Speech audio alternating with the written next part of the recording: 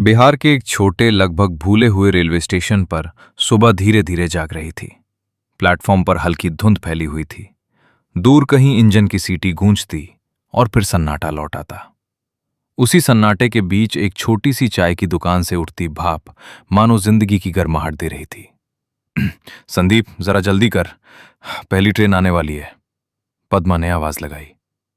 संदीप, जो अभी अभी नींद से उठा था, बिना कुछ कहे तेजी से हाथ चलाने लगा।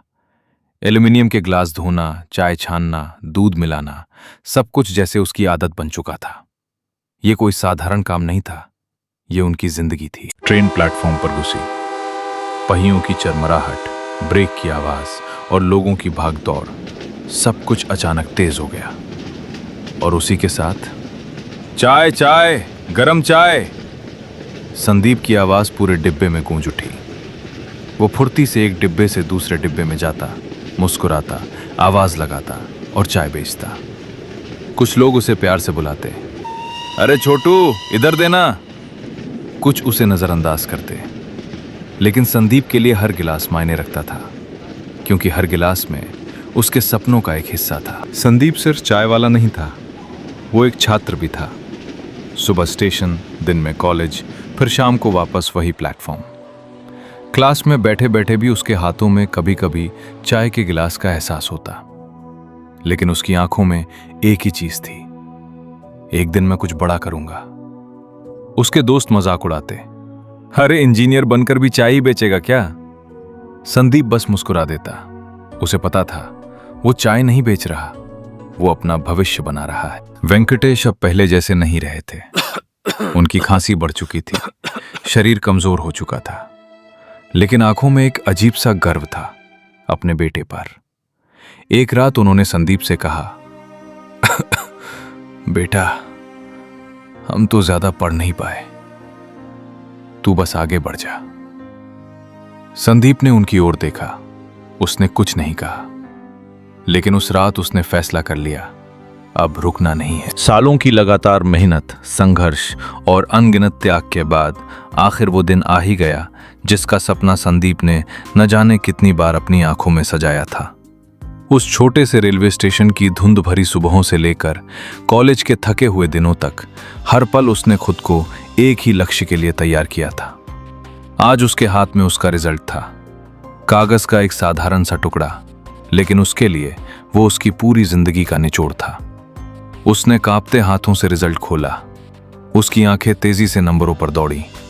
वो टॉपर नहीं था, उसने कोई बड़ा रिकॉर्ड नहीं बनाया था, लेकिन वो पास हो गया था, मैकेनिकल इंजीनियर। उसके होंठों पर हल्की सी मुस्कान आई, आंखों में चमक थी, लेकिन साथ ही एक सादगी भी, जैसे उसे पहले से पता था कि असली जीत अभी बाकी है। वो धीरे धीरे घर की तरफ बढ़ा। रास्ते में वही पुराना स्टेशन था, वही चाय की दुकान, वही लोग, सब कुछ वैसा ही था, बस एक चीज बदल गई थी, संदीप अब वही नहीं था। घर पहुंचते ही उसने चुपचाप कागज अपने पिता के हाथ में दिया। वेंकटेश ने कांपते हाथों से उसे पढ़ा। उनकी आंखें भर आईं। उन्होंने कुछ नहीं कहा, बस संदीप के सिर पर हाथ रख दिया। वो स्पर्श किसी भी शब्द से ज्यादा बड़ा था। पद्मा रसोई से बाहर आई। क्या हुआ? उसने पूछा। संदीप ने बस इतना कहा, मां, मैं इंजीनियर बन गया। उस पल उस छोटे से घर में जैसे त्योहार आ गया। लेकिन यह खुशी सिर्फ एक डिग्री की नहीं थी, यह खुशी थी उस सफर की जिसने उसे बनाया था। उसे नहीं पता था कि उसके अनुभव, रेल के पहियों की आवाज, ट्रैक की कंपन, इंजन की धड़कन एक दिन उसकी पहचान बनेंगे, और शायद इतिहास भी। आसमान उस दिन कुछ अलग ही था। काले बादलों ने पूरे शहर को अपने घेरे में ले लिया था। हवा में नमी थी और एक अजीब सी बेचैनी, जैसे कुछ होने वाला हो। रेलवे स्टेशन पर हलचल थी, लेकिन आज का माहौल सामान्य नहीं था। बारिश की पहली बूंद जब जमीन पर गिरी, तो उसके साथ ही एक नया सफर शुरू हो गया। संदीप अपने पिता वेंकटेश को धीरे धीरे सहारा देकर ट्रेन तक ला रहा था। हर कदम पर उसकी नजर पिता के चेहरे पर थी। कमजोरी साफ दिख रही थी। पद्मा पीछे पीछे चल रही थी। हाथ में एक पुराना बैग था जिसमें कुछ कपड़े, दवाइयों की पर्चियां और उम्मीदें भरी थीं। धीरे बाबा, संभल के, संदीप ने कहा। वेंकटेश ने हल्की मुस्कान दी। तू है ना? ये शब्द छोटे थे लेकिन उनमें भरोसा भरा था। तीनों ट्रेन में चढ़े और अपनी सीट पर बैठ गए। बाहर बारिश अब तेज हो चुकी थी। खिड़की पर गिरती बूंदें जैसे किसी अनकही कहानी की ताल बना रही थीं। ट्रेन धीरे धीरे प्लेटफॉर्म से आगे बढ़ी। संदीप ने एक बार पीछे मुड़कर देखा। वही स्टेशन, वही दुकान, वही जिंदगी, लेकिन इस बार वो उसे छोड़कर जा रहा था।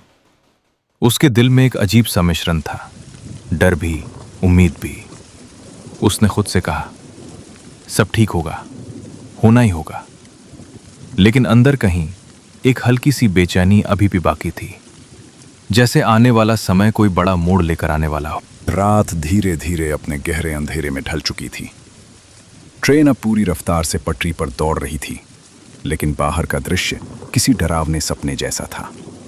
लगातार हो रही तेज बारिश ने सब कुछ धुंधला कर दिया था। खिड़की के बाहर सिर्फ पानी की धारें दिखाई दे रही थीं, जैसे आसमान फट पड़ा हो। कभी कभी बिजली कड़कती और एक पल के लिए सब कुछ साफ दिखाई देता, पेड़, खेत, दूर के घर, और फिर अगले ही पल सब कुछ फिर से अंधेरे में डूब जाता। डिब्बे के अंदर भी अब सन्नाटा फैलने लगा था। लोग अपनी अपनी सीटों पर लेट चुके थे। कुछ मोबाइल देख रहे थे, कुछ नींद में जा चुके थे। पद्मा ने धीरे से अपना सिर संदीप के कंधे पर रख दिया।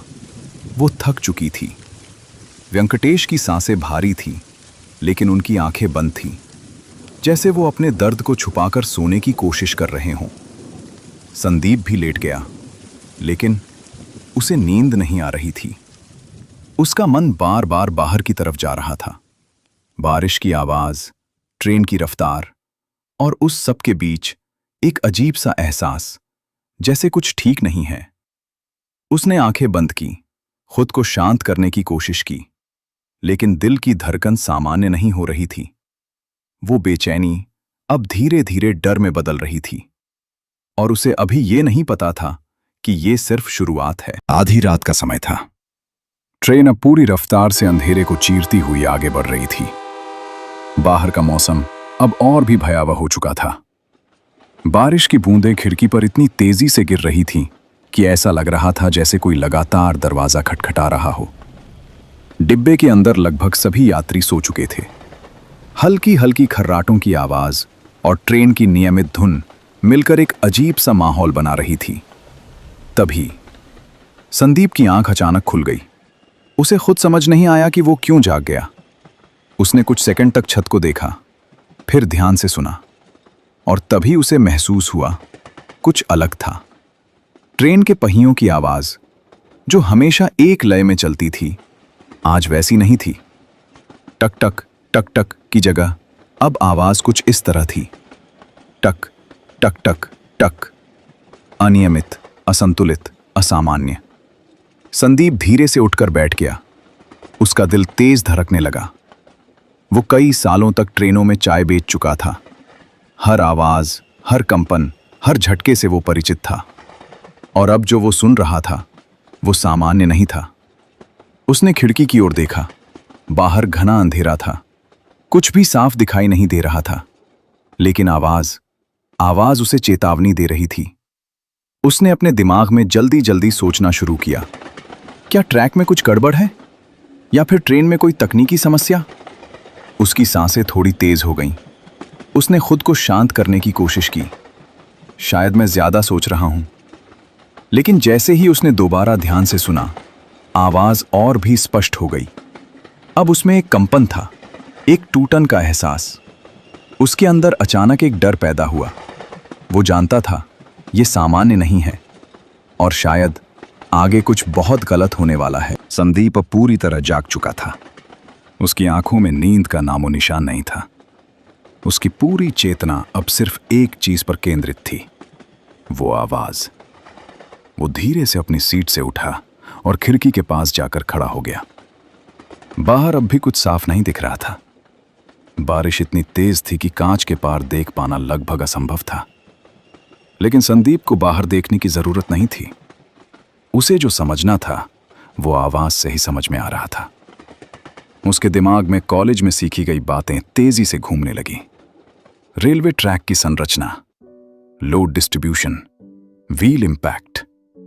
उसे याद आया, अगर ट्रैक कहीं से टूट जाए या कमजोर हो जाए तो पहियों की आवाज तुरंत बदल जाती है। और अभी वही हो रहा था। उसने गहरी सांस ली।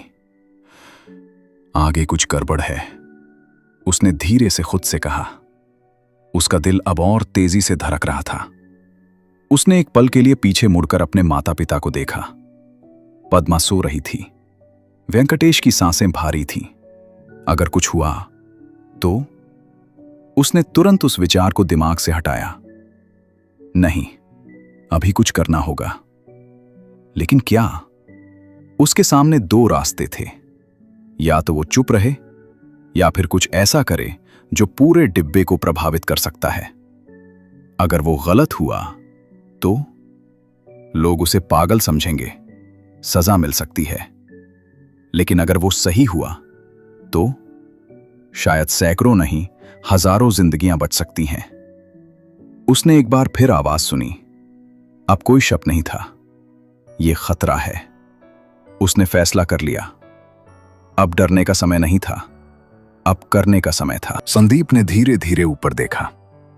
उसकी नजर उस लाल रंग की चेन पर टिक गई जो हर डिब्बे में लगी होती है, आपातकाल के लिए। उसके हाथ हल्के हल्के कांप रहे थे। वो जानता था ये सिर्फ एक चेन नहीं थी, ये एक फैसला था। एक ऐसा फैसला जो या तो उसे मुसीबत में डाल सकता था या फिर इतिहास बना सकता था।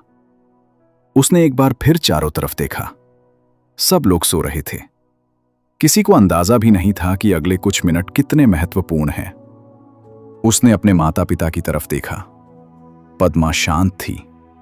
वेंकटेश कमजोर लेकिन सुरक्षित थे। उसके मन में एक ही विचार आया, अगर मैं कुछ नहीं करूंगा और कुछ हो गया तो?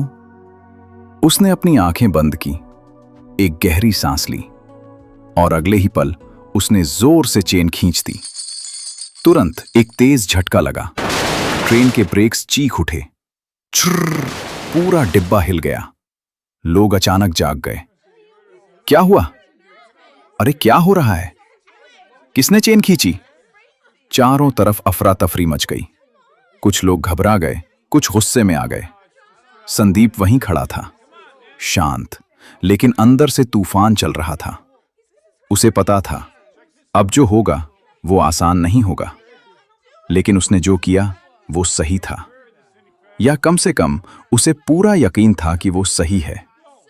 और अब उसे अपने फैसले का सामना करना था। ट्रेन पूरी तरह रुक चुकी थी। डिब्बे के अंदर अब शोर और गुस्से का माहौल था। लोग अपनी सीटों से उठकर इधर उधर देखने लगे थे। किसने किया ये? क्यों रोकी ट्रेन? कुछ ही पलों में टिकट चेकर और रेलवे पुलिस डिब्बे में पहुंच गए। टीसी का चेहरा गुस्से से लाल था। किसने चेन खींची? उसने जोर से पूछा। कुछ सेकंड के लिए सन्नाटा छा गया। फिर कई लोगों ने एक साथ उंगली उठाई। वो लड़का वही है। सभी नजरें संदीप पर टिक गईं। टीसी तेजी से उसके पास आया। उसने उसे ऊपर से नीचे तक देखा। भीगे कपड़े, साधारण पहनावा, पैरों में चप्पल। उसके चेहरे पर तिरस्कार साफ दिखाई दे रहा था। तुमने चेन खींची? उसने कड़क आवाज में पूछा। संदीप ने बिना झिझक कहा, जी मैंने। क्यों? टीसी ने और गुस्से में पूछा। संदीप ने संयम से जवाब दिया, सर आगे ट्रैक में गड़बड़ है। आवाज बदल गई थी। एक्सीडेंट हो सकता है। टीसी कुछ सेकंड तक उसे घूरता रहा, फिर अचानक हंस पड़ा।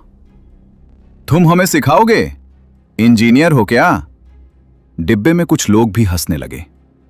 संदीप ने धीरे से कहा, जी मैं मैकेनिकल इंजीनियर हूं।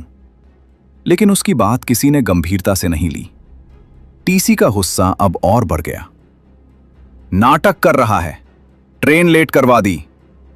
उसने पुलिस वालों को इशारा किया, इसे नीचे उतारो। संदीप कुछ बोल पाता उससे पहले ही उसे पकड़ लिया गया। पद्मा घबरा गई। अरे छोड़िए, मेरा बेटा गलत नहीं है। लेकिन किसी ने उसकी बात नहीं सुनी और उसी पल संदीप को एहसास हुआ, सही होना और साबित करना दोनों अलग चीजें हैं। टीसी के इशारे के साथ ही 2 रेलवे पुलिस वाले आगे बढ़े और बिना कुछ पूछे संदीप का हाथ पकड़ लिया। संदीप ने खुद को छुड़ाने की कोशिश नहीं की, लेकिन उसकी आंखों में एक बेचैनी साफ दिखाई दे रही थी। वो बार बार एक ही बात दोहरा रहा था, सर प्लीज आगे मत जाइए, कुछ गड़बड़ है। लेकिन इस बार उसकी आवाज भीड़ के शोर में दब गई। पद्मा घबरा गई। वो जल्दी से आगे बढ़ी और पुलिस वालों के सामने हाथ जोड़ दिए। साहब छोड़ दीजिए, मेरा बेटा गलत नहीं है। वेंकटेश भी उठने की कोशिश कर रहे थे, लेकिन कमजोरी ने उन्हें फिर बैठा दिया।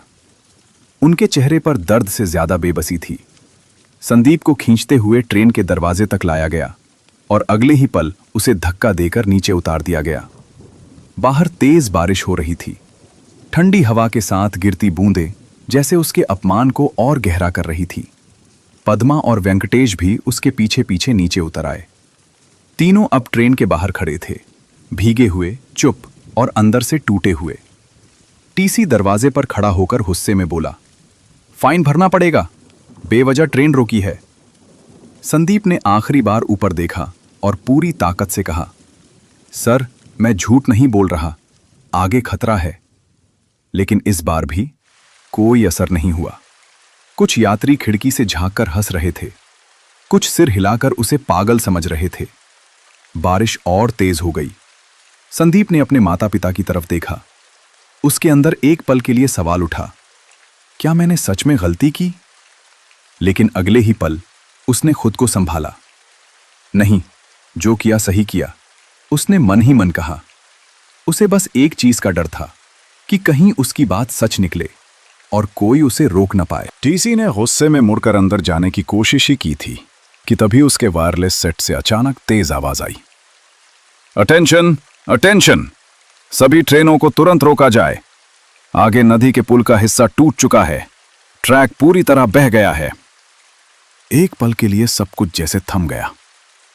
टीसी वहीं रुक गया। उसके चेहरे का रंग बदल गया। क्या? उसने धीमे से कहा।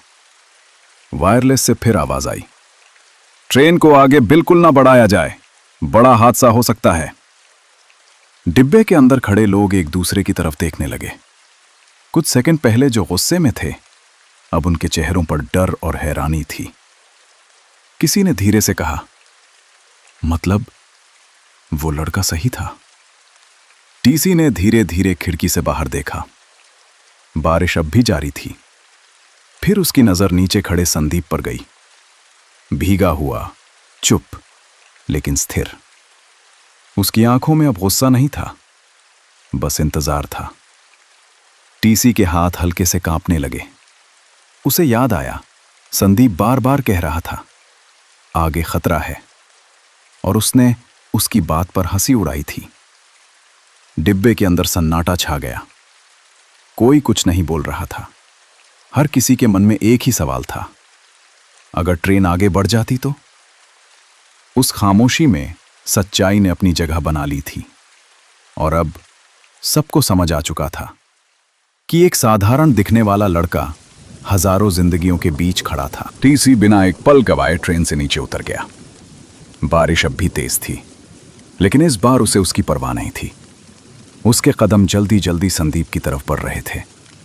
संदीप वहीं खड़ा था, अपने माता पिता के साथ, भीगे हुए लेकिन शांत। टीसी कुछ कदम दूर आकर रुक गया। उसके पास शब्द नहीं थे। कुछ सेकंड तक वो बस संदीप को देखता रहा, जैसे पहली बार उसे सही मायनों में पहचान रहा हो। फिर उसने धीरे धीरे अपने हाथ जोड़ लिए। मुझे माफ कर दो। उसकी आवाज धीमी थी लेकिन सच्ची। संदीप चुप रहा। टीसी ने आगे कहा, मैंने तुम्हें समझा नहीं, तुम्हारी बात पर भरोसा नहीं किया। उसकी आंखें झुक गईं। अगर तुम चेन नहीं खींचते तो आज, उसकी आवाज भर्रा गई, आज हजारों लोग जिंदा नहीं होते। अब तक कई यात्री भी नीचे उतर चुके थे। जो लोग पहले हंस रहे थे अब चुप थे। फिर अचानक किसी ने ताली बजाई। और देखते ही देखते पूरा माहौल तालियों से गूंज उठा। वाह, शाबाश, ये लड़का हीरो है। पद्मा की आंखों से आंसू बह रहे थे, लेकिन इस बार वो दर्द के नहीं थे, वो गर्व के थे। वेंकटेश ने धीरे से संदीप के कंधे पर हाथ रखा। उनकी आंखों में वही चमक थी जो हमेशा से थी। संदीप ने कुछ नहीं कहा, उसने बस आसमान की तरफ देखा। बारिश अब भी गिर रही थी, लेकिन अब वो ठंडी नहीं लग रही थी, जैसे हर बूंद उसके फैसले को सलाम कर रही हो। अगली सुबह का सूरज एक नई कहानी लेकर आया। हर अखबार के पहले पन्ने पर एक ही खबर थी, युवक ने बचाई 12,000 यात्रियों की जान। संदीप चौहान बना असली हीरो। वही संदीप जो कभी चप्पल पहनकर चाय चाय पुकारता था, आज पूरे देश की आवाज बन चुका था। रेलवे विभाग और बिहार सरकार ने तुरंत उसे सम्मानित करने का फैसला लिया। एक बड़ा समारोह आयोजित किया गया। मंच सजा हुआ था, सामने हजारों लोग बैठे थे। जब संदीप का नाम पुकारा गया, पूरा हॉल तालियों से गूंज उठा। संदीप धीरे धीरे मंच पर गया। आज भी उसके कपड़े साधारण थे, लेकिन उसकी पहचान अब साधारण नहीं रही थी। उसे 1 करोड़ रुपए का पुरस्कार दिया गया, सम्मान पत्र, मेडल और सबकी सराहना, सब कुछ एक साथ। टीसी भी वहीं मौजूद था। वो मंच पर आया और इस बार उसने संदीप से हाथ मिलाया, सम्मान के साथ। तुमने हमें सिखाया है, उसने कहा। संदीप हल्का सा मुस्कुराया। उसने माइक लिया, कुछ सेकंड तक चुप रहा, फिर कहा, मैंने कुछ खास नहीं किया, बस जो सही लगा वो किया। पूरा हॉल फिर तालियों से गूंज उठा। नीचे बैठी पद्मा रो रही थी। वेंकटेश गर्व से अपने बेटे को देख रहे थे। उस पल संदीप सिर्फ एक इंसान नहीं था, वो एक मिसाल था। अंतिम संदेश, कभी कभी जिंदगी हमें वहीं से उठाती है जहां लोग हमें सबसे कम समझते हैं, और कभी कभी एक सही समय पर लिया गया फैसला हजारों जिंदगियां बदल देता है। ऐसी ही प्रेरणादायक और दमदार कहानियों के लिए कथा मंत्री चैनल को लाइक, शेयर और सब्सक्राइब करना ना भूलें।